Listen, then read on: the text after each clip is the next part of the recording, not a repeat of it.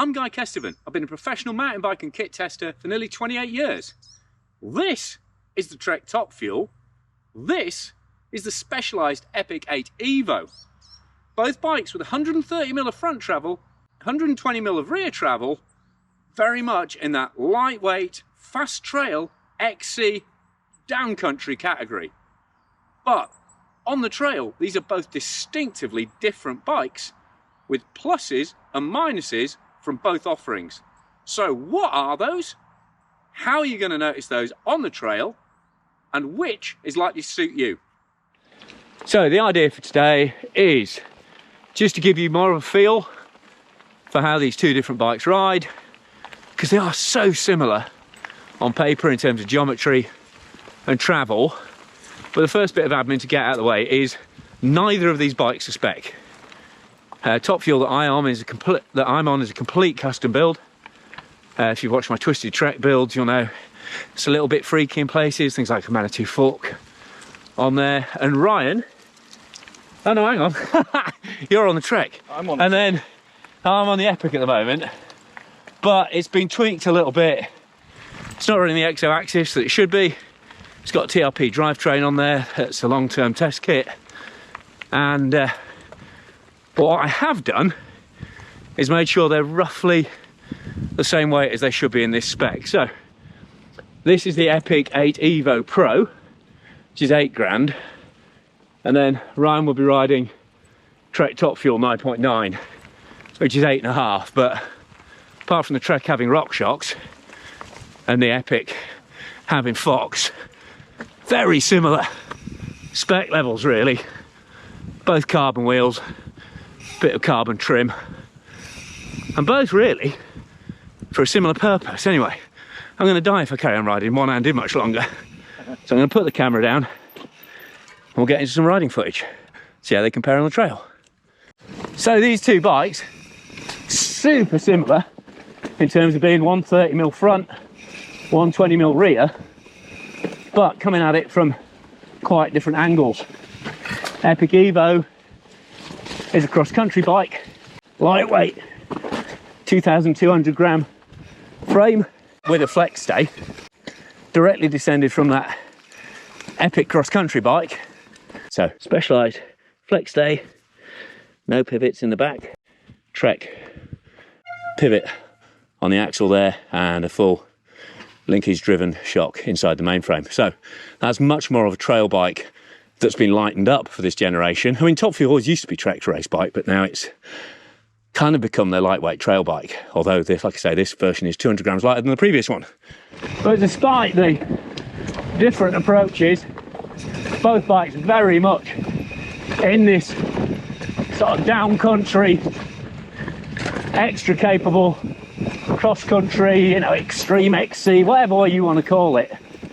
This space where bikes are light enough to pedal and really enjoyably agile. So no drama at all on big days out. But then they've got the punch, particularly with a grippier front tyre and longer fork, to really enjoy the more technical sections too. And I have to say, I'm a massive fan of both of these machines, and I've spent a ton of time on this Epic Evo since launch,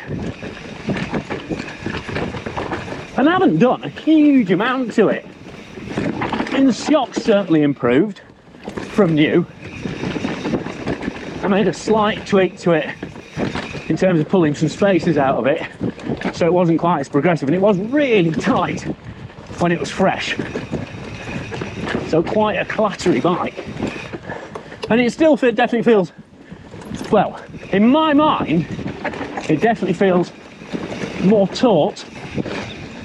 And it kind of, I mean, for a flex day bike, it's very good, but it does feel like a hopped up race bike rather than a super smooth trail bike. So it's going to be interesting actually jumping onto that Trek in a direct comparison. And there are definite practical pros and cons to each bike, even though complete bike weights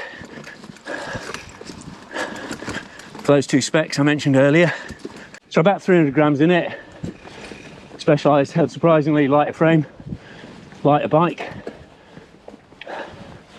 but it does come with code brakes rather than level brakes, so you're getting a beef up in the braking department on the Spec as well. But otherwise, you know, carbon wheels, similar tyre spec.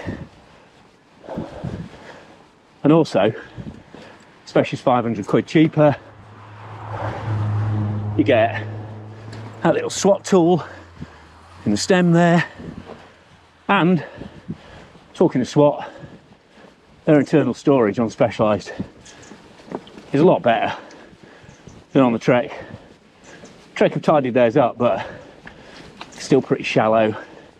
It's quite a fight to get stuff into and out of, whereas this Specialized, really nice big open door, easy to get loads of gear in.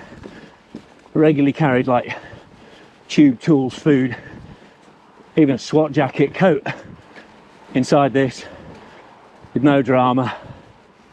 Whereas it's always a bit of a squeeze and a squish, even just getting a tube into the Trek.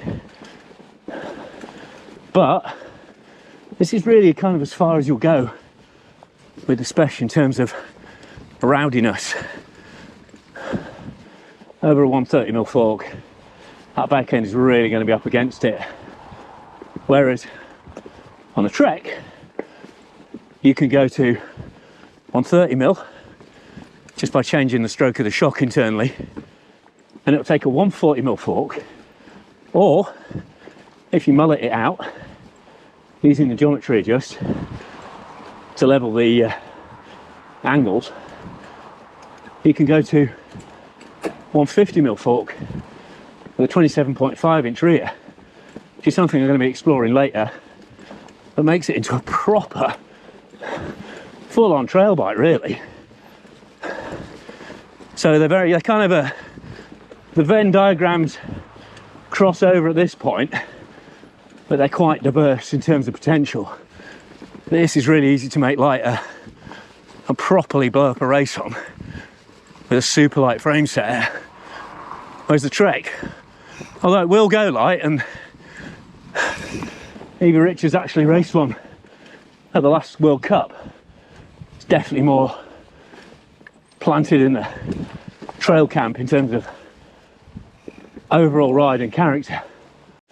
Right, so bike swap, and as Ryan has rightly pointed out, there's quite a different cockpit feel, which is entirely due to the different bars. Obviously this is a Bontrager all-in-one on this Trek, whereas that's actually a PNW setup in terms of bar on the Epic. But the Epic's just a little bit higher, a little bit wider in the cockpit, so that's going to be something to bear in mind when it comes to talking about the handling. So I did trim these Trek bars down. So what's your initial vibe, Ryan? It doesn't feel as fast off the mark. Yeah, that's exactly what I was thinking as well on this Trek. This feels really clean. You put the first pedal stroke in, and the Trek feels like it moves off the line quicker. Yeah, it just feels a bit cleaner and sharper, doesn't it? Because it's weird, it feels like the suspension's moving more, but in a more efficient way. Yeah. So I guess what you'd expect for a linkage setup rather than a flex stay setup. So I'm buzzing Jay's buttocks here. Dutifully following his dad is putting his posterior in peril. But then you come out the top, this front end feels a lot lower. I'm more sort of XC aggressive on this Trek.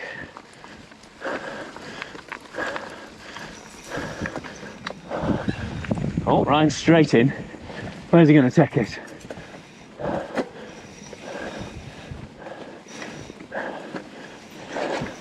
Oh, old school.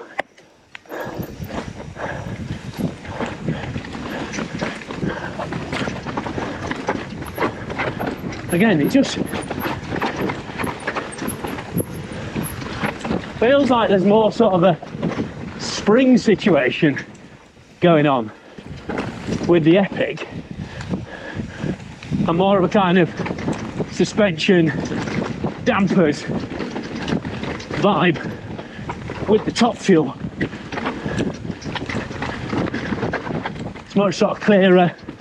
Feels like any adjustments you make will do more to change the ride, whereas the Epic Evo kind of feels like something of a given. Not that it's a bad thing, because what you are being given is very well balanced. Speak for your mind, sir. Not as supple as that. I know, it's weird, isn't it? It's not as supple. It's kind of just a bit more kind of woolly. Yeah, I just it's the only word I can think of. That just feels plusher. Yeah, but also rides. In a way more precise. Yeah, yeah. Just feels like you could do way more with the damper on this and it would notice it. Yeah, I prefer I know the bars are a tiny bit wider, but I prefer the body position on this. Yeah. A lot more. Yeah, I think I am going to change these bars. They're a bit extreme, and also it means I can't run lights for testing. And I need to do a lot of that. Yeah. But in terms of geometry, there's an overall feel. They're pretty similar, aren't they? It is just, it's just that rear end feel. Did you say this was a bigger frame? Well, it's large, but it's not actually any bigger. Right, okay. I don't get the same sensation of being a bit tight in the cockpit that I do on that one. Yeah, this feels quite small and hunkered down. It does, yeah. Yeah. Yeah, so ride position on this I prefer, but general ride I prefer on that.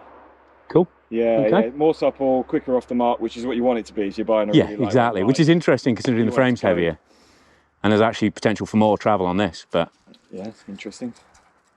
It's always fun, this, isn't it? It's always good doing a head-to-head. You never know. You never know. That's the great thing. I have ridden this in isolation. Yeah. Loved it. Yeah. Well, absolutely. Both bikes are brilliant. And I'm not disliking it now, but yeah, when you ride it back to back, you notice differences. So yeah. Yeah. That's the point. Right. Let's go play. Right, guys, going to explore the ability of these two bikes now to get over two really tricky little features. This first one is a big step up a steep pitch, and now this second one really tests the ability of a bike to put down power, keep traction, or not. Or not. That was quite a tall gear though. That's quite a robust move. We'll go again on this. Tall gear. It's like on most things on video, it is harder than it looks. Lots of power now, and then a big burst. No. Interesting. I thought that would have done it. Right. I saw the back wheel get up and then it just span. Yeah. I mean, it's obviously a tyre thing as well, but... Time to see what the Spec can do. Okay, here comes the Spec. We should factor in, of course, that guy is probably getting, well, he will be getting more tired now. Clean on that one. Hoik. And he's straight up it. Look at that. Interesting. Very interesting. Yeah, because it felt softer for sure. But actually... You made it. That softer feel is actually more compliant. Let's see if it can do it twice. Shall I do the proper line now rather than what you pointed out as the cheat line? He has been taking the slightly easier line on the right, which is shallower. He goes up the middle. Oh, yeah. Hard. Wow. Inconclusive or not? I don't know. This felt like... Interesting. This felt like it span more easily on the flat, on the loose stuff. But then a little bit more compliance. Almost not in the suspension, almost in the frame. Just to kind of mould in a little bit more into that edge. We popped it up here. Definitely felt it was slightly more forgiving in terms of hoiking up over that, which would explain the result. Right, so Ryan and Jace on the Epic. Oh, that was definitely a cheater line there. Oh, you see, there you go. That was a nice hop up. I'd argue the back wheel barely did anything there. But it's very cleanly done.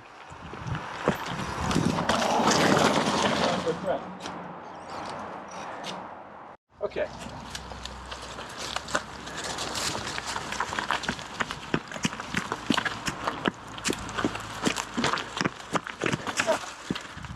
Fail.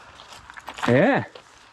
And similar circumstance as well. It just kind of thwacked it and stopped, didn't it? Yeah. Give it one more.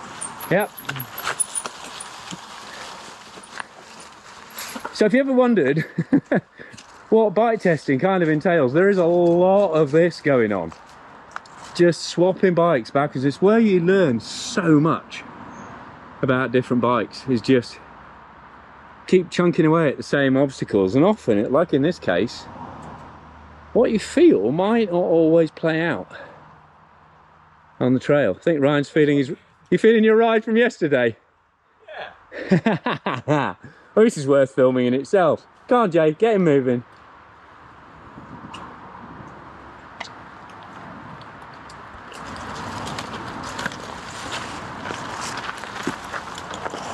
Oh no, no good. No good. I think it was me, not the bike. Okay. Yeah, but still. Well, I think we're learning something from this, at least. And then I'll have a go. I think it's interesting, we both kind of want to make the trek, make it, because we feel like it should be better, when actually the Specialized has kind of just made it easy. it's just done it. It might be the bars, you know. Could be. It just feels like definitely the trek seems, the rear wheel seems to be hitting it harder. Even at that, you know, it's yeah, it's cleaned, but it didn't look as easy.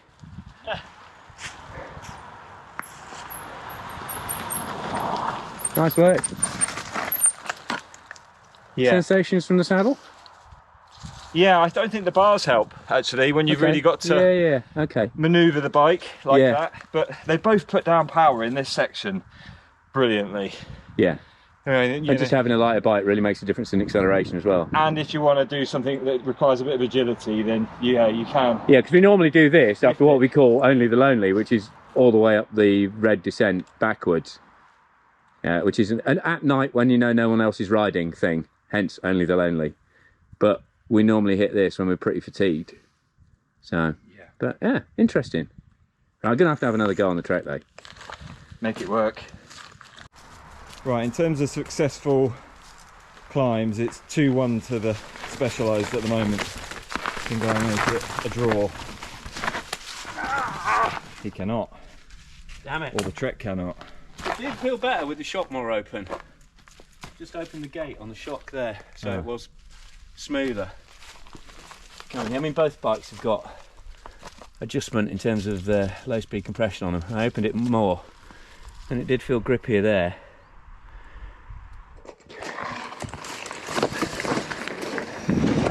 Oh, we're doing this one!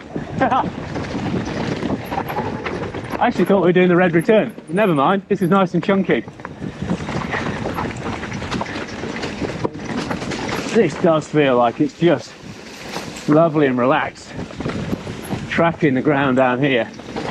That rear tyre feels really precise. Hands are definitely lower and closer than they are on that Epic Evo though. That's got more of a kind of enduro trail bike feel through the cockpit, but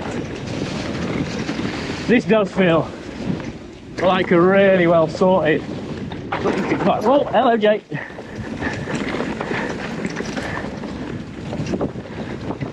It's lovely about the way this bike, it just feels really nice and clean and precise. Feels like it's made of pivots and levers rather than kind of springs and bouncy things. That's what springs are, isn't it? But hopefully you know what I mean.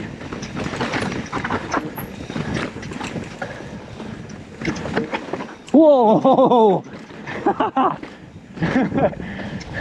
Nearly, Jay.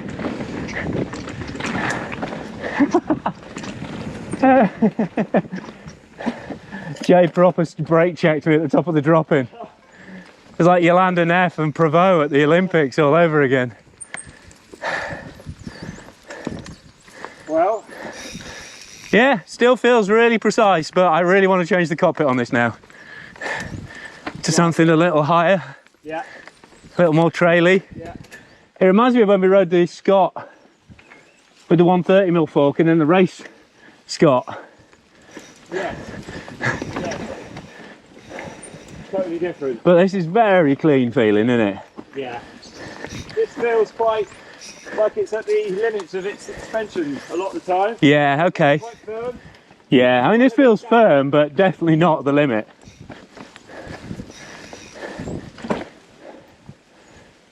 We'll have a little swapperoo for another run, but that works well, doesn't it? Yeah. That little demo loop. Yeah. Again, interesting that you're spitting traction a lot there. Yeah. And I mean, obviously different tyres. WTB macro on yours. Racing Ralph on this, but you wouldn't think it'd make a huge difference. Oh, dear. But this definitely feels like it's got really nice feedback to it. Yeah.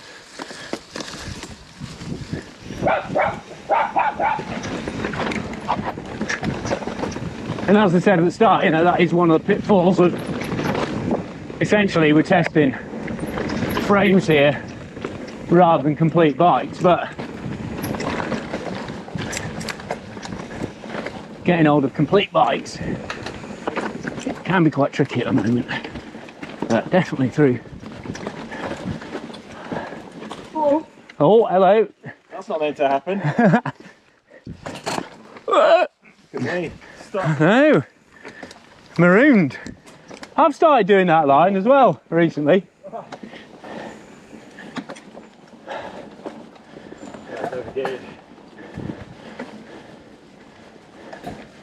By the way, both of these bikes do feel really nice and clean. It reminds me riding Canyon Spectral, significantly bigger, softer, grippier bike,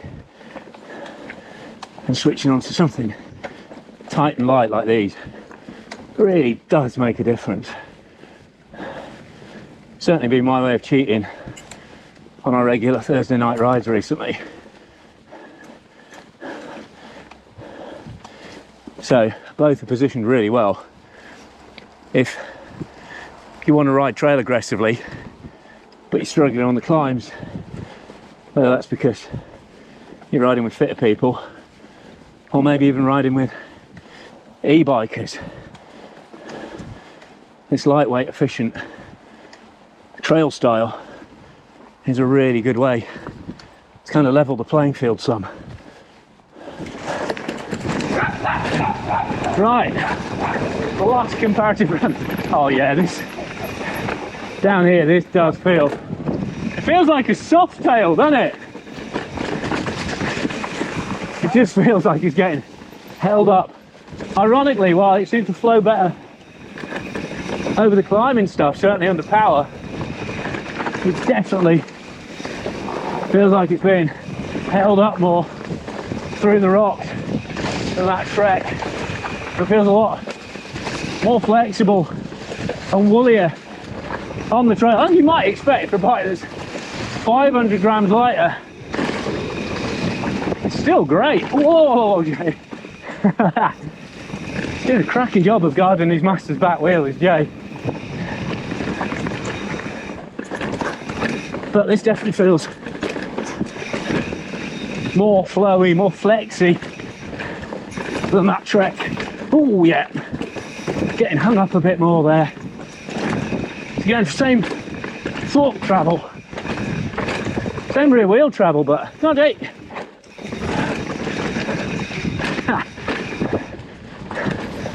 And Jay wasn't helping there, but definitely feel it more in my legs as well, to be honest too. Interesting.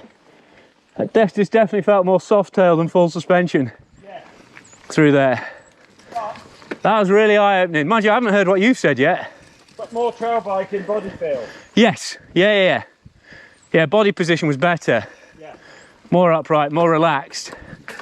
But didn't feel like I had anything near the sort of precise feedback or easy flow through the chunk. No. Has this got a shorter back end? Don't think so, no. It felt like the rear stay section was shorter. No, if anything, I think that's about 5mm longer. I'll have to double check. It might be a grip. I'm pretty sure that's 440, but then I've done a lot of bikes recently. And this was kind of a rush job. Ryan just suddenly said he had an hour and a bit to play out. Did I want to get that head-to-head done? So that's why the bikes aren't quite as I mean, I've synced them on weight by juggling water bottles and stuffing this Trek, sorry, stuffing that Trek full of tools and spares in the down tube and on my prototype PT's tool wrap, but sorry, what are you saying, Ryan? Okay, I'm sure now this has got better trail traction at the rear. Yeah? Yeah. I think you might be right, yeah.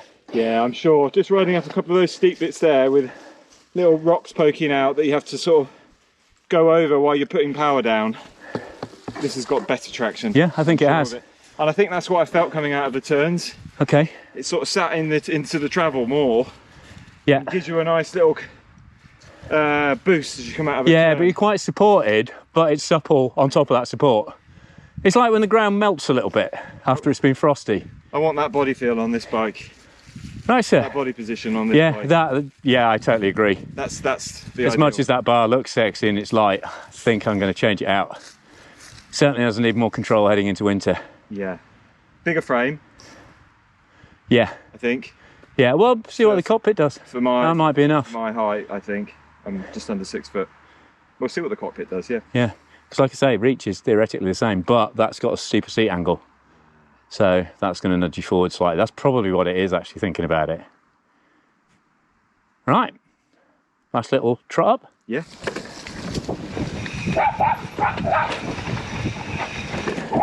Okay, it's just like Ryan said, kind of, whoa, sorry, Jay. Cockpit feel is more enduro and trail on this, but it feels like the bike's closer to the edge, trying to make the most of it. Whereas that Trek feels like it's got more to give, but the cockpit's getting in the way. Ryan not going for the peril line this time.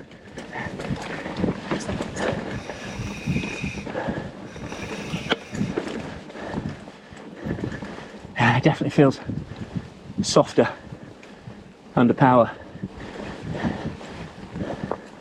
Even though this has actually got the bolder, theoretically faster rolling tyre on it. And it's lighter.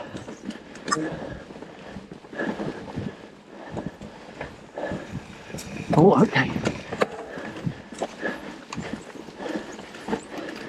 See here, there's a bit more smear, a bit more flex, but it almost feels like it helps.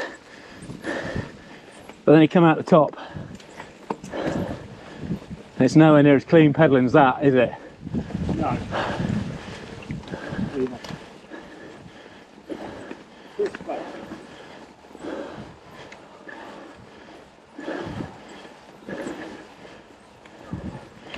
Certainly a lot more chatty sitting on Ryan's wheel on the track than I was on the Spesh. Then I am on the Spesh. And that's kind of played out recently on rides as well. I've been riding above my normal level on that Trek. On climbs, it's fair to say. Unfortunately, Ryan now knows. I'm doomed!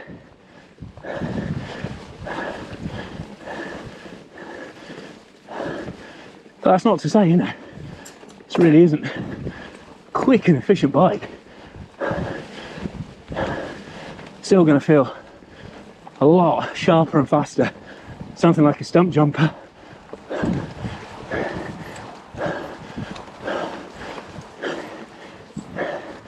And you're only really a faster front tyre away from XC racing on it, but I really noticed when kind of backed off ready for this bit on the Trek, it felt super clean and efficient, whereas that a lot baggier and bouncier.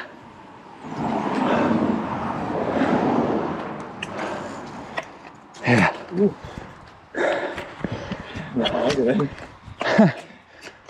Yeah, as I was saying before, that shock feels kind of more like a tennis ball being driven through those rear spring stays. And I've done a lot of tuning with it, you know. It's pretty much a sweet spot setup. It's not like we've just jumped on these bikes, whereas that linkage there beautifully modelled by Ryan. Just feels a lot more crisp. Feels more like a suspension bike. Agreed. Yeah. We just need to swap the cockpits around. Yeah. Getting from this to that feels more like... That feels like this would suit this better almost, in some ways. Yeah. Which I guess is why that Epic, this straight Epic, feels so good from Specialized. That's effectively what you get. This with a 120mm fork. Yeah. Whereas I think that with a 120mm fork would just feel wasted. Agreed, it would be too soft. But, you know, let's try it. 'Tis the joy of testing. That's the whole point of that trek. Yeah. Run it for a long time. And it's basically taken over from this Epic Evo as my kind of house bike to get the miles in. So, yeah, interesting to know which way it goes. So I hope this head-to-head has been really useful to you if you're trying to decide which of these bikes will suit you best. Despite the numbers being very similar in terms of travel and geometry, it's the way the suspension is delivered and also the practical features that makes these bikes appeal, I think, to quite different riders in terms of overall performance. The Specialized Epic Evo, as you might expect, even with that more trail cockpit that it's got fitted to at the moment, bigger brakes as standard, as you'd expect for a bike based on a pure XC frame, is definitely a bike that suits that more XC rider. It's a lighter frame with a simpler flex stay suspension system, and with a 130mm fork on the front and a more aggressive trail style spec, it's really starting to push to the edge of that suspension, but it's got potential to come super light if you build it up that way. Plus the Specialized is cheaper as a complete bike and as a frame set. Plus practical advantages like the fact that that swap box is the best internal storage system you're going to find on a bike, not just in this category, but you know, even better than most trail bikes as well, despite it being such a light frame. And because it's a lightweight frame, you can build it up super light.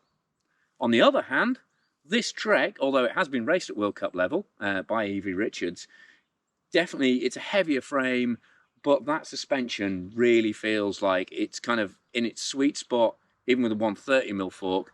But if you dial the longer stroke into it, it's going to get even more capable. Plus you've got the option to fit longer forks on it. Plus you can even mull it out the back end if you want to. So there's much more expansion in that trail direction with this top fuel. So basically, if this is as fast and light as you want to go, but you might want to go heavier hitting and more radical, I definitely plump for the top fuel. If this is as rowdy as you want to go, and you're more likely to take it XC, shave your legs and pin a number on, then I go Epic Evo. But like I say, both of them genuinely some of my favourite bikes from this year, because this is a category I absolutely love. So whichever you decide, it's great to have more options to choose between. So thanks to Specialized for letting me hang on to the Epic Evo for a long old time. I've had this since the start of the year. Thanks to Trek for loaning me this top fuel for building up into a long-term project. It's basically going to take over from the Epic Evo as my lightweight trail long-termer. Massive thanks as always to my Patreon subscribers who pledge on a monthly basis. So if you really like what I'm doing here on the channel and you find these videos useful, then please consider throwing the monetary equivalent of a cup of tea and a biscuit my way every month, because it really does help long term. Steady on, old boy. Massive thanks to my industry sponsors as well, who will be listed at the end. And if you're going shopping for some kit, please do bear those guys in mind, because if you support them, they'll continue to support me and everybody's happy.